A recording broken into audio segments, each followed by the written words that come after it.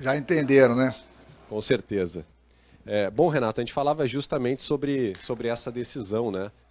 Grêmio e Caxias, o Grêmio, por ser o time grande, por buscar mais um campeonato gaúcho, um hexacampeonato, e até uma hegemonia dentro do estado, né? Sem o seu principal rival. Como é que o Grêmio tá chegando para essa decisão? Você busca de mais um título gaúcho e a busca de uma hegemonia que talvez a gente não esteja vendo hoje no Brasil, né? De um time como o Grêmio chegar a um hexacampeonato e mais um título estadual.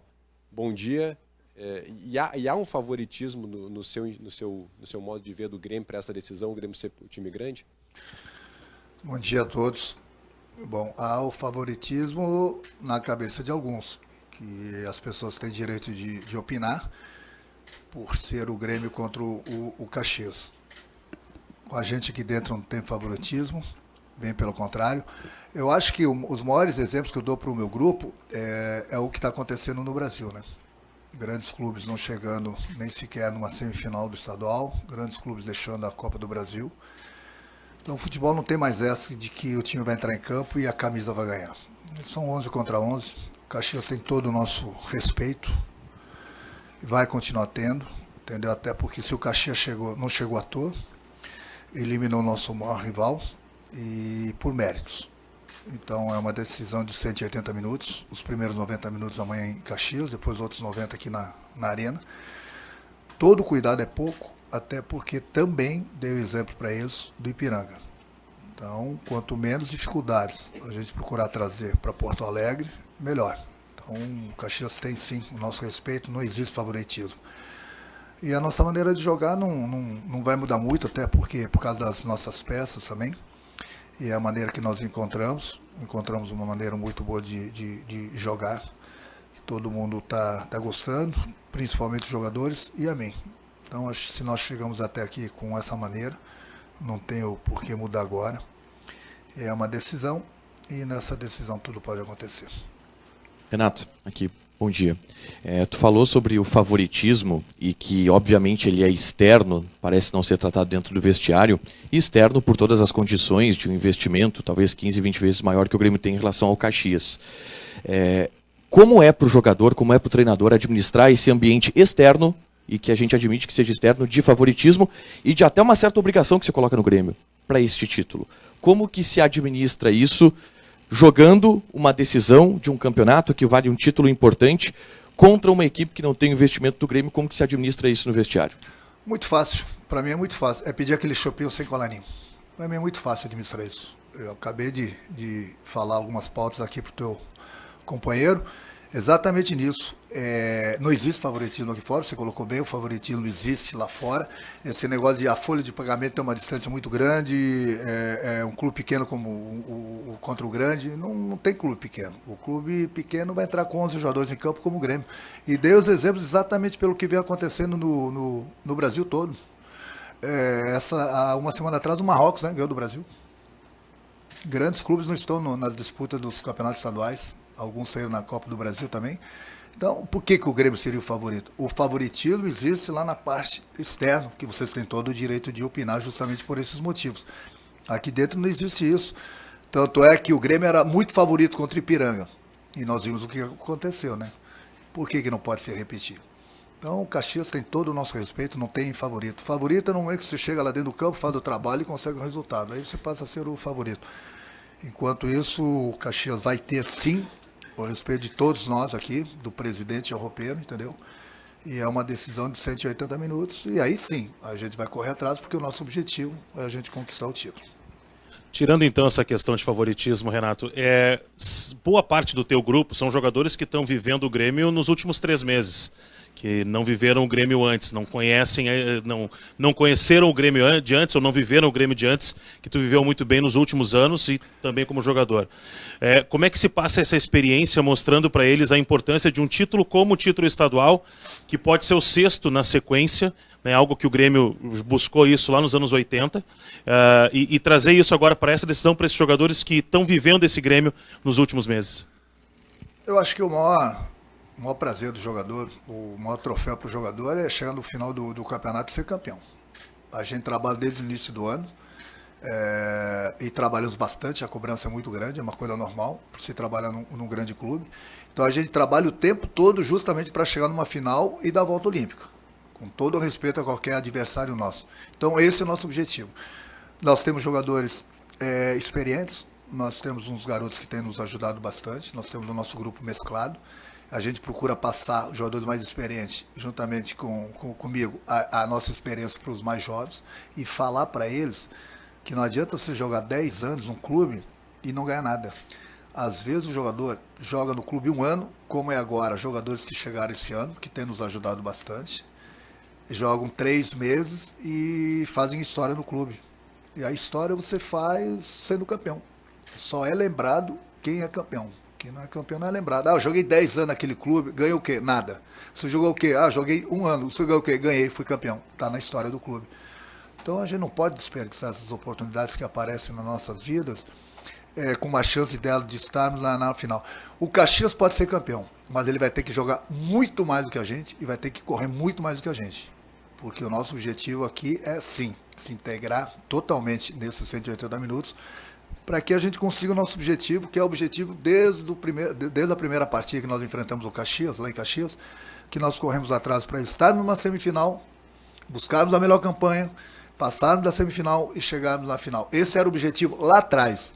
Então nós conquistamos esses 2, 3 objetivos, que foi passar da semifinal para a semifinal, depois da semifinal para a final, com a melhor campanha, e agora nós estamos na final. Nós trabalhamos para isso. Então agora a gente tem que procurar trabalhar como a gente vem trabalhando, de todas as formas, para a gente conquistar o título.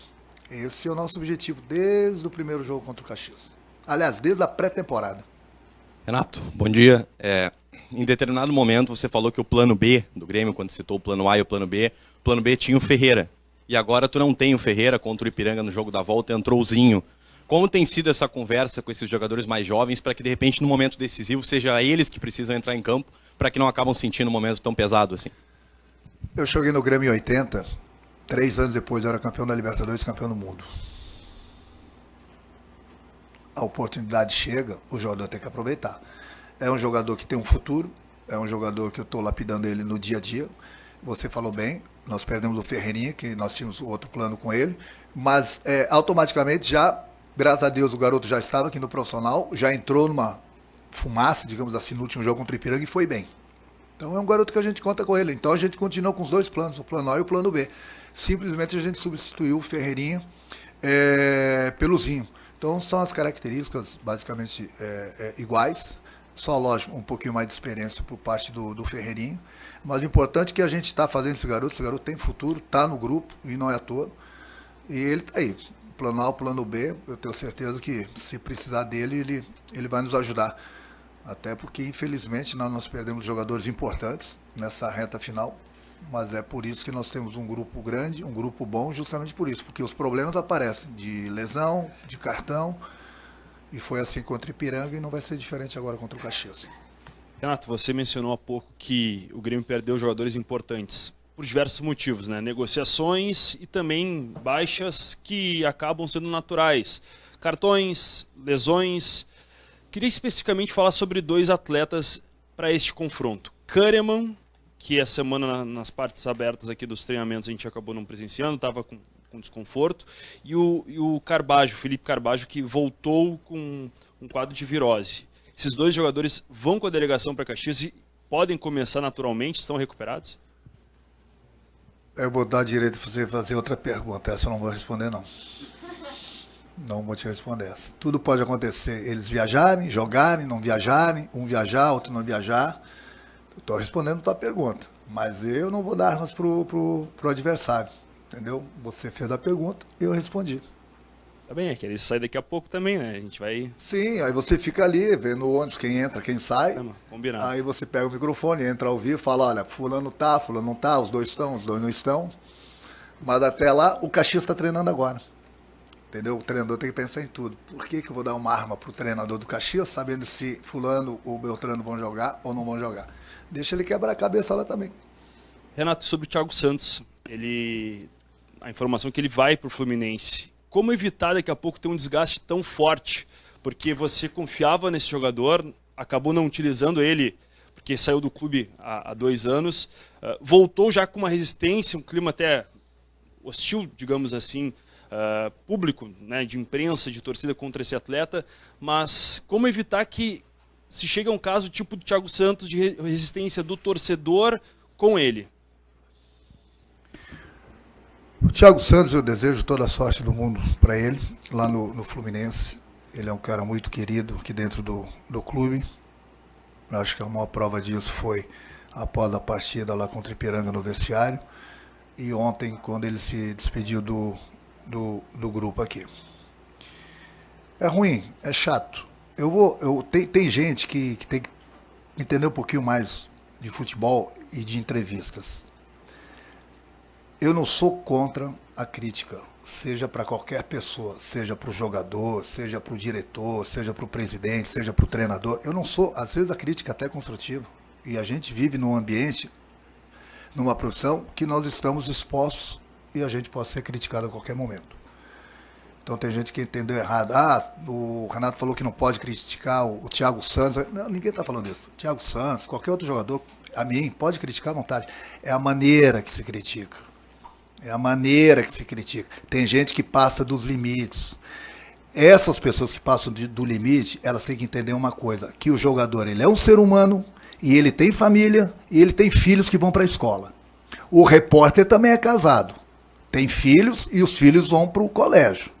Daqui a pouco, se a gente começa a rebater o nome de fulano, Beltrano, que está ultrapassando as críticas, indo para o lado pessoal, eu quero ver como os filhos deles vão se entender lá no colégio também, porque é o que passa os filhos dos jogadores.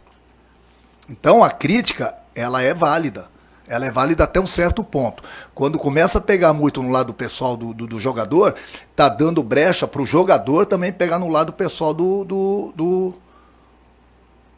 da pessoa da imprensa, do jornalista. Então vamos pensar direitinho antes de massacrarem, essa que é a palavra certa, de um, de dois, em cima de um Thiago Santos, amanhã de um outro.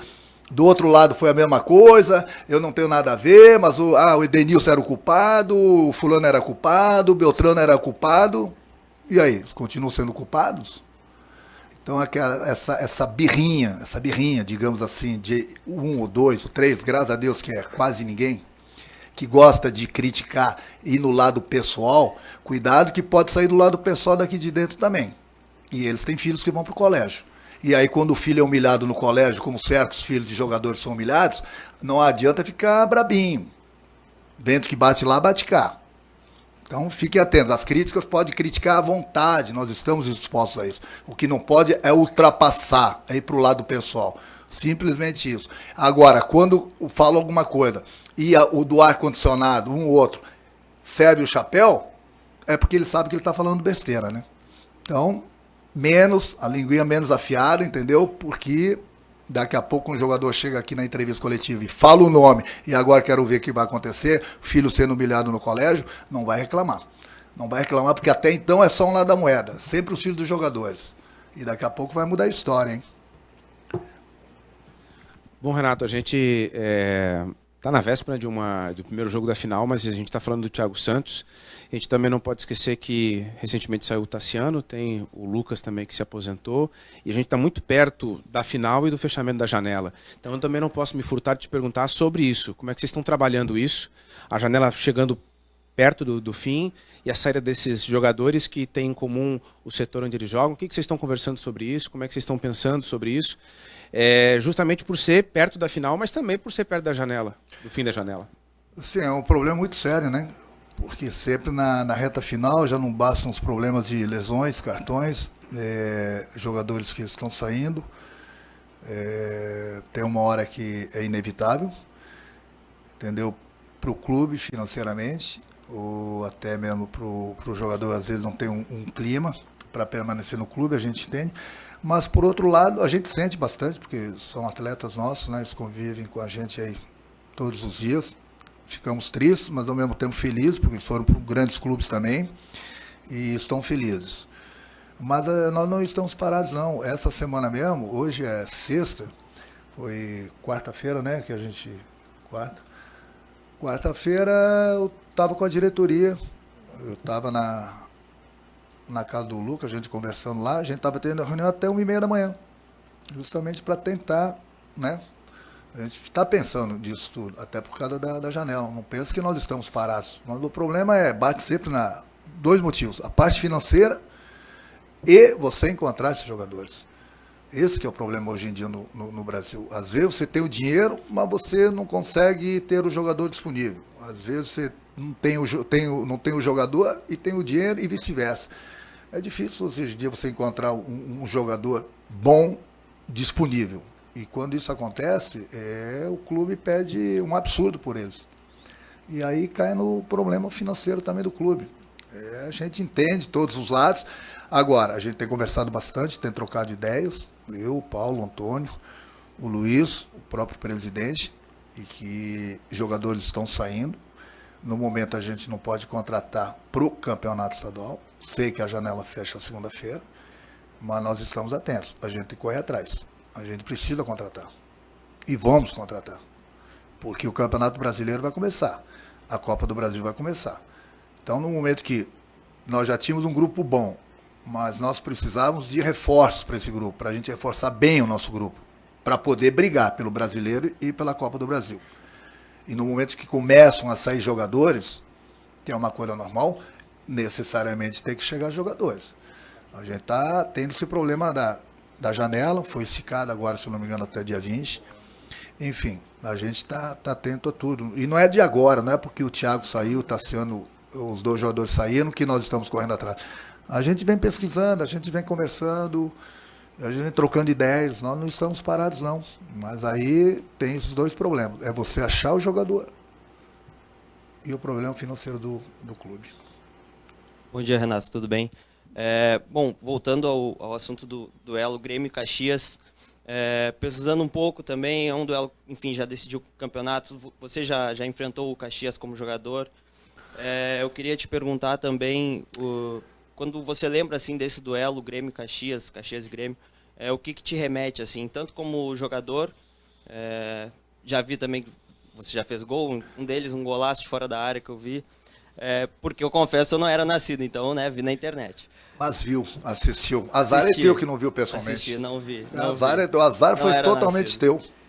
Então eu queria te perguntar, assim, tanto como jogador como treinador, o que te remete esse duelo Caxias e Grêmio? O Caxias sempre foi uma pedra no sapato não só do Grêmio, como do Internacional. Você vê, o Internacional jogou 3 vezes esse ano com o Caxias e não ganhou nenhuma vez. Então o time deles é bom, por méritos, entendeu? Sempre teve um duelo, não é a primeira vez que o Grêmio vai fazer a final contra o Caxias, não é a primeira vez que o Grêmio vai enfrentar o Caxias nessas situações. Tanto o Caxias como o Juventude sempre deram bastante trabalho para a dupla Grenal, não só para o Grêmio. E agora o Caxias está na final, não precisa falar muito mais, ninguém chega por chegar. O Caxias eliminou o nosso maior rival, que é o Internacional. Então, chega por méritos, chega com todo o nosso respeito. Jogou 3 vezes, não perdendo uma vez. A única derrota do Caxias no campeonato foi para o Grêmio. Na primeira partida nós tivemos muitas dificuldades, nós fomos perdendo, inclusive, aquele jogo, e depois nós viramos. Então é um jogo que eu falei de 180 minutos, é uma decisão, não é um jogo qualquer, é uma decisão de campeonato. A gente sabe das dificuldades que nós vamos encontrar, mas o Caxias também vai encontrar as dificuldades, entendeu? São 2 equipes que chegaram bem. Tenho certeza que nós vamos ter aí bons duelos, digamos assim, 2 bons jogos de 90 minutos, entendeu? E que vença melhor. Não é historinha de estar em cima do muro, que vença melhor. O Caxias se preparou e está correndo atrás para ganhar o título. O Grêmio está preparado e está correndo atrás para ganhar o título. Agora nós vamos medir forças. São as 2 equipes que chegaram na final e vamos ver no que vai dar. Renato, bom dia. Você tem menos baixas para administrar amanhã do que teve semana passada, mas ainda assim tem baixas importantes, como a gente viu essa semana e falamos aqui, de ativos importantes do ataque, como o Ferreira e o Diego Souza. Sendo assim, né, com menos opções no banco, principalmente se o tempo fechar lá em Caxias, você acha que pode criar uma Soares dependência, principalmente no setor do ataque? Se você falar o que, se o clima se fechar o tempo como aconteceu no Internacional, é isso que você, nesse ponto. De certa forma, você não vai ter o Ferreira nem o Diego Souza para um segundo tempo, para opções. Não cria uma dependência no Soares? O Soares está aqui, desde que ele chegou, ele tem nos ajudado bastante.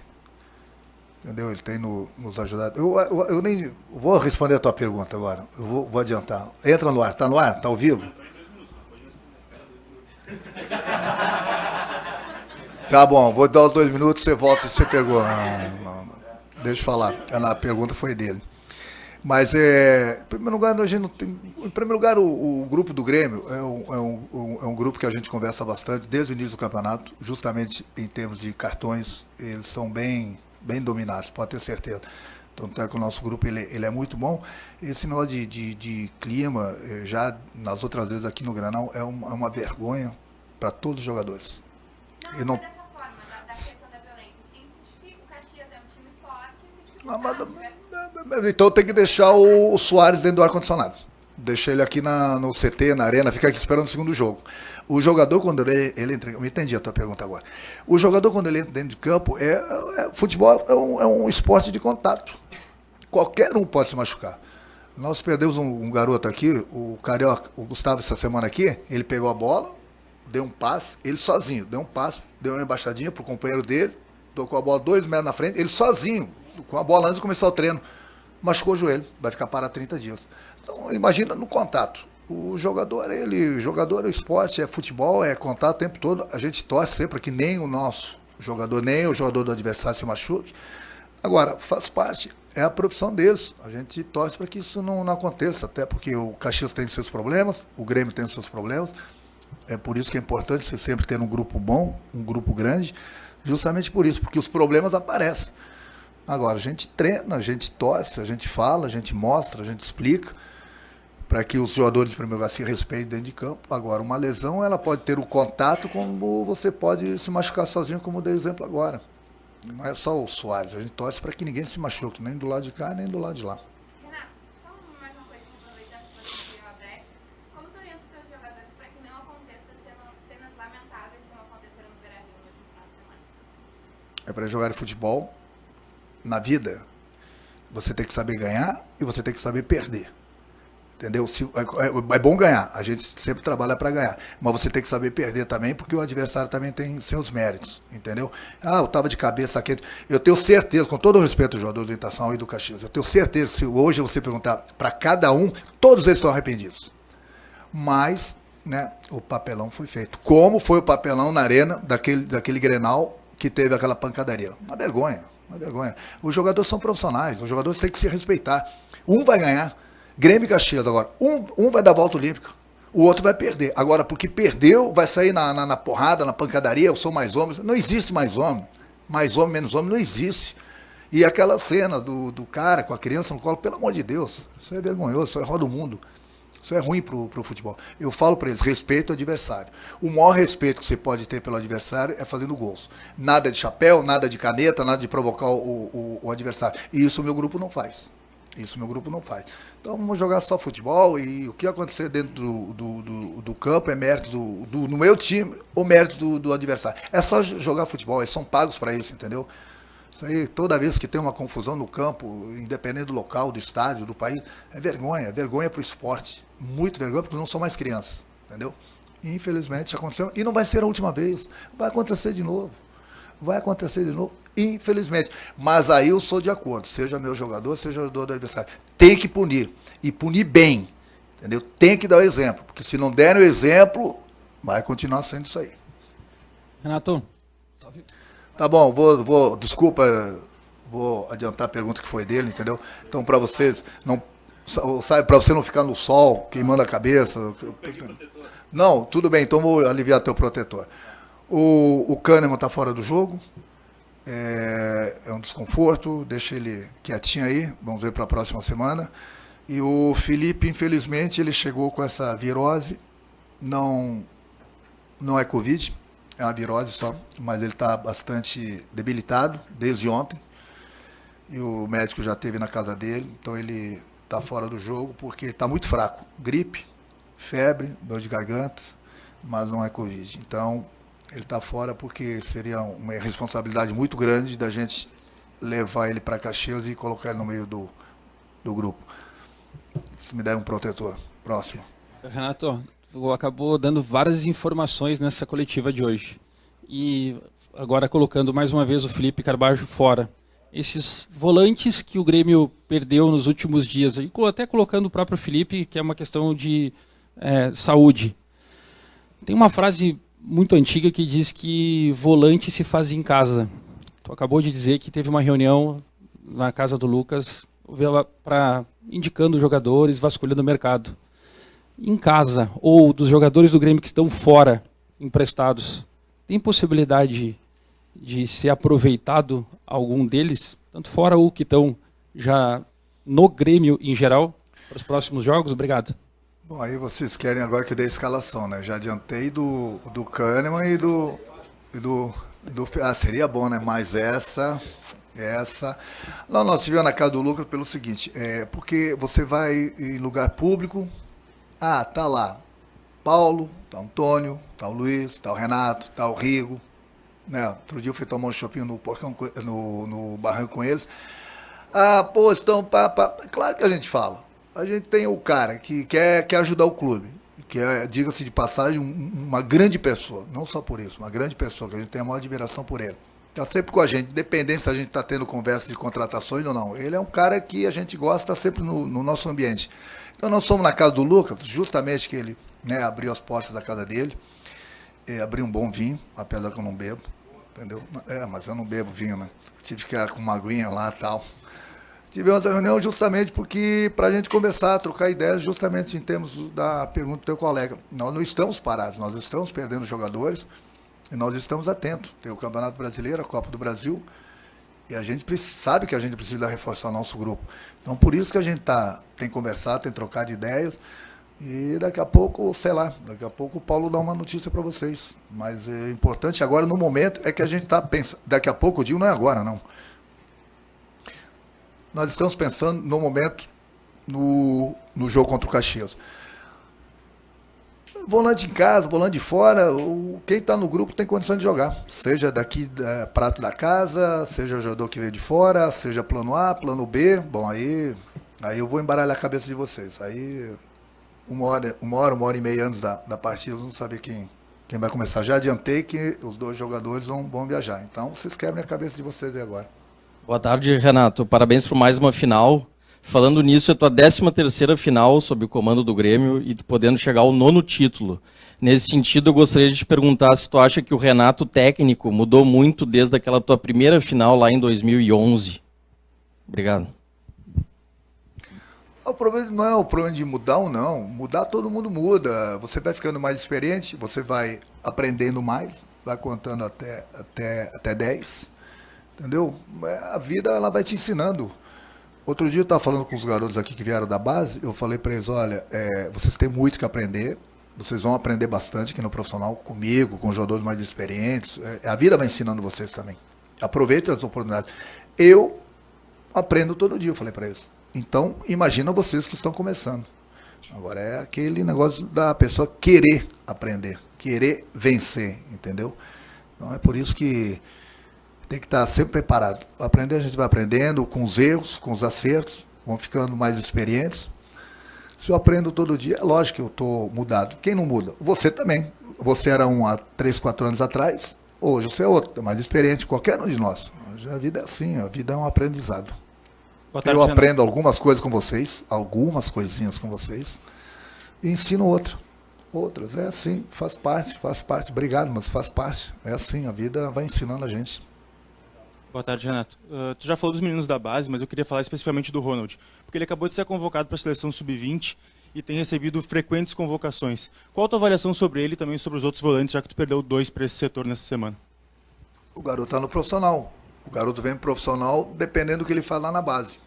E as oportunidades aparecem, que eu falei. Não é porque às vezes o jogador não está no profissional que nós não estamos cuidando. A gente cuida. Eu, alguns dias atrás, tive uma reunião com todo o pessoal da base. Justamente para trocar ideias com eles, para cobrar algumas coisas deles, entendeu? Justamente para eles prepararem sempre melhor ainda os jogadores da base quando chegam no profissional. Então, quando o jogador chega no profissional, é a grande oportunidade deles, entendeu? E eles têm que agarrar. Foi assim comigo também, há 30 e poucos anos atrás. Então, hoje em dia, no profissional, o garoto tem que chegar muito feliz, tem que ter a entrega total para permanecer aqui. Mas muitas vezes o garoto não fica no profissional porque ele não vai jogar, entendeu? E aí é melhor que ele desça, jogue e no momento que precisa no profissional ele vem com o ritmo do jogo. É o que a gente faz com os garotos. É a melhor coisa. Não adianta você trazer, eu trouxe o garoto lá da base, mas deixo o garoto aqui 5, 6 meses sem jogar. Aí eu preciso do garoto. Como é que eu vou cobrar do garoto se o garoto está totalmente sem ritmo de jogo? Então muitos trabalham aqui, descem e jogam, ficam o ritmo de jogo, voltam, precisa. Ele está jogado. É a melhor forma de se trabalhar o garoto. E é dessa forma que a gente trabalha aqui no Grêmio. Renato, tem um contexto histórico também desse possível título do Grêmio. Eu sei que tu não gosta muito de falar em números pessoais, sempre fala em ajudar o Grêmio e ajudar o clube, mas é muito óbvio que tu tem números expressivos, tanto como jogador, como técnico do Grêmio. E 2 caras podem estar entrando num contexto histórico. Né? Tu como o segundo agora, como o Paulo Lumumba, que na década de 60... né, e de 80 como jogador e depois participando da comissão técnica, foram hexa do Gauchão. Pode ser o terceiro hexa do Grêmio. Eu lembro do Paulo Lumumba, hein? Como é que tu vê essa tua possível marca também, mais uma marca tua? A gente sabe que tu não gosta muito de te autoelogiar, mas deixa isso pra gente, eu quero que tu fale sobre isso. Não, eu acho que aquilo que eu falei há alguns minutos atrás, você entra na história de um clube ganhando. Então, tudo que você falou que eu ganhei como jogador e ganhei bastante também como treinador, mas eu nunca estou satisfeito. Eu quero ganhar mais e mais. Quanto mais eu marcar meu nome na história do clube, melhor. O clube ganhando, eu estou ganhando, o nosso torcedor está ganhando, o grupo está ganhando. Eu acho que o jogador, ele trabalha para ser campeão. E nós temos mais uma oportunidade de a gente conquistar mais um título. Nós vamos ser campeões? Não sei. Mas nós temos a oportunidade. Nós temos 180 minutos para a gente procurar ganhar mais um título. E a gente vai correr atrás desse título, sim. Entendeu? Então você marca história no clube ganhando. Então eu fico feliz, porque eu sempre gosto de quebrar recordes. E quanto mais títulos vierem, melhor.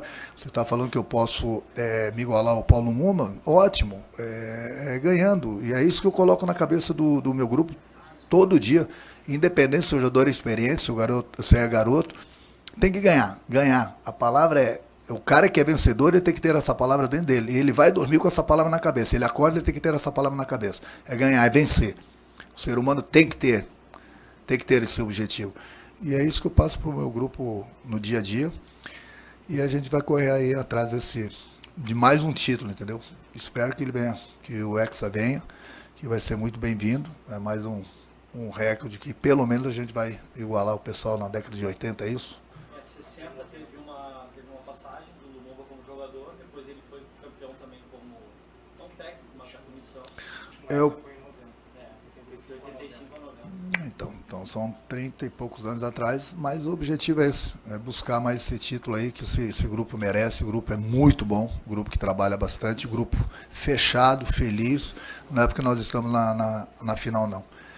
E a gente vai procurar de todas as formas conquistar mais esse título aí. Deu?